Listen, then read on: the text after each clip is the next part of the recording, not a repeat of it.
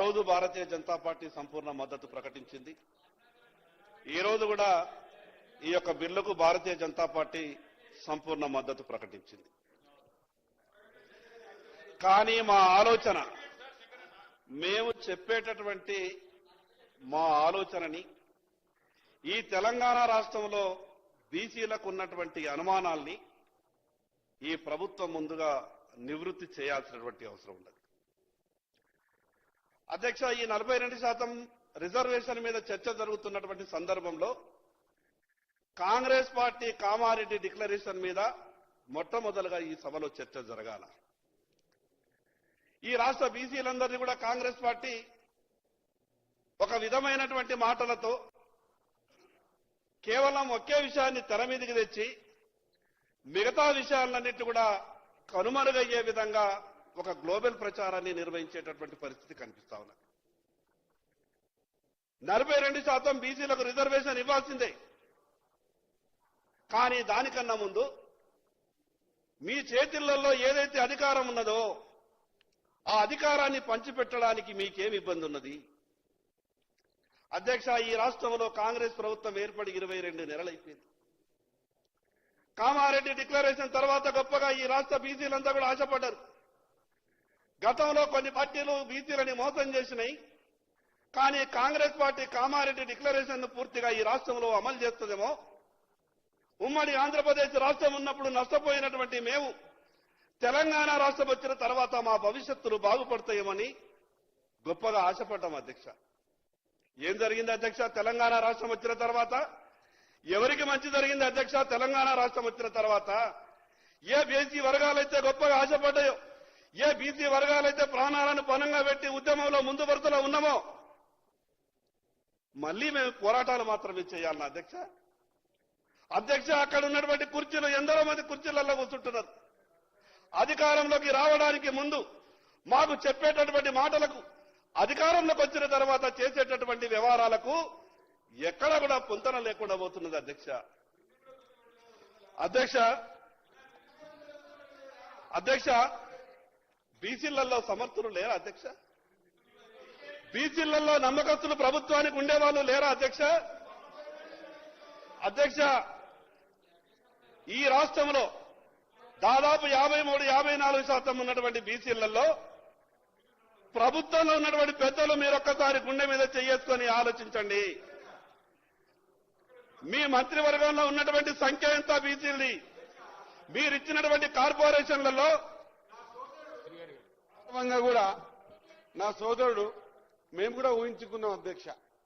ఖచ్చితంగా బీసీల పట్ల మేము ఏదైతే తపనతో ప్రయత్నం చేస్తా ఉన్నామో, నేను కూడా అనుకున్నా అధ్యక్ష, మా సోదరునికి ముందల స్థానం దొరుకుతుందేమో అని చాలా ఆశపడ్డా అధ్యక్ష. మంచి మాటకారి, సమర్థుడు, చాలా కష్టాలు కిందికెంచి రాజకీయాన్ని చూసినోడు. ఆ స్థానం దొరికితే భవిష్యత్తు బాగుంటుందేమో అనగా అధ్యక్ష. మరి తమకేమో తన దగ్గర స్థానం దొరకదు అధ్యక్ష. అక్కడ పక్క కూర్చున్న కూడా వాళ్ళ దగ్గర స్థానం దొరకదు అధ్యక్ష. వాళ్ళు వచ్చి మేము ఇప్పుడు స్థానం కలిగించిన తర్వాత కలిగించాలని ప్రయత్నం చేస్తుంటే ప్రశ్నించడం ఎంతవరకు సమంజసమో మా సోదరుడే అది తెలుసుకోవాల్సిన అవసరం ఉంది అధ్యక్ష. ధన్యవాదాలు అధ్యక్ష, నేను శ్రీయర్ అన్నకు మంత్రి పదవి వచ్చా అంటే నేను గవర్నర్ అక్కడికి ప్రమాణ స్వీకారం వెళ్ళిన తర్వాత మొట్టమొదటి వ్యక్తిని పుష్పగుచ్చం ఇచ్చి ఆలింగనం చేసుకున్న తర్వాత ఎంత ఆశపడ్డా అంటే, ఎన్ని పోర్ట్ఫోలియోలు వస్తారో మా అన్నకు, ఎంత పెద్ద పెద్ద పోర్ట్ఫోలియోలు ఇస్తారో అని చాలా ఆశపడ్డా అధ్యక్ష. మా బాధ అంతా కూడా మీరు చెప్పేటటువంటి మాటలకు, చేసేటటువంటి వ్యవహారాలకు పొంతన లేకుండా ఉంటున్నది కాబట్టి ఈ రాష్ట్ర బీసీలు అనుమానపడతా ఉన్నారు. అధ్యక్ష, ఎంత గొప్పగా చెప్పిండ్రు. సంవత్సరానికి 20,000 కోట్ల రూపాయలు, 5 ఏళ్లు మా కాల పరిమితిలో 1,00,000 కోట్లు మీకు టంచన్గా ఇచ్చే బాధ్యత మాది అని అన్నారు. 22 నెలలు గడిచింది అధ్యక్ష. ఆ లెక్కన 40,000 కోట్ల రూపాయలు రావాలా? 4 పైసలు కూడా ఈరోజు సప్లా నిధులు రాలేదు. అధ్యక్ష, ఉమ్మడి ఆంధ్రప్రదేశ్ రాష్ట్రంలో బీసీ కార్పొరేషన్లు నిధులతో కలకలలాడుతుండే ఈ రోజు బీసీ కార్పొరేషన్లకు తాళాలేసే పరిస్థితి. బీసీ కార్పొరేషన్లకు చెల్లి గవ్వలేదు. బీసీ కార్పొరేషన్ల పరిస్థితి ఆ రకంగా కావడానికి కారకులు ఎవరు? అధ్యక్ష, ఈ రోజు తెలంగాణ రాష్ట్ర బీసీలు మీకు అధికారాన్ని కట్టబెట్టింది అధ్యక్ష.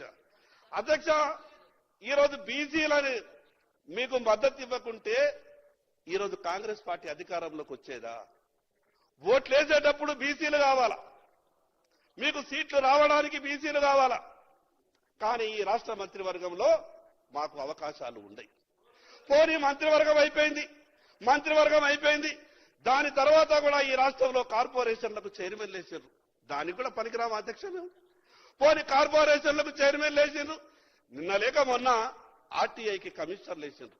మేము అనుకున్నాం కనీసం ప్రభుత్వంలో జరిగేటటువంటి అన్ని వ్యవహారాలకు సంబంధించినటువంటిది ఈ సమాచారం ఇచ్చేటటువంటి ఈ కమిషనర్లలో మా వాళ్ళకేమన్నా పాత్ర ఉంటుందేమని అనుకున్నాం. అధ్యక్ష, ఎంత అన్యాయం అంటే 6 కమిషనర్లు అపాయింట్మెంట్ చేస్తే ఈ రాష్ట్రంలో 60% ఉన్నటువంటి బీసీలకు ఒక్కరికి అవకాశం రాదా అధ్యక్ష? అధ్యక్ష, మేము డీజీపీలుగా వనికిరాం, మేము చీఫ్ సెక్రటరీలుగా వనికిరాం, మేము అన్ని శాఖలలో ప్రధాన కార్యదర్శులుగా వనికిరాం. దేనికి వనికిస్తాం అధ్యక్ష? మేము కేవలం ఓట్లు వేయడానికి మాత్రమేనా? ప్రభుత్వాలు రావడానికి మాత్రమేనా? అధ్యక్ష,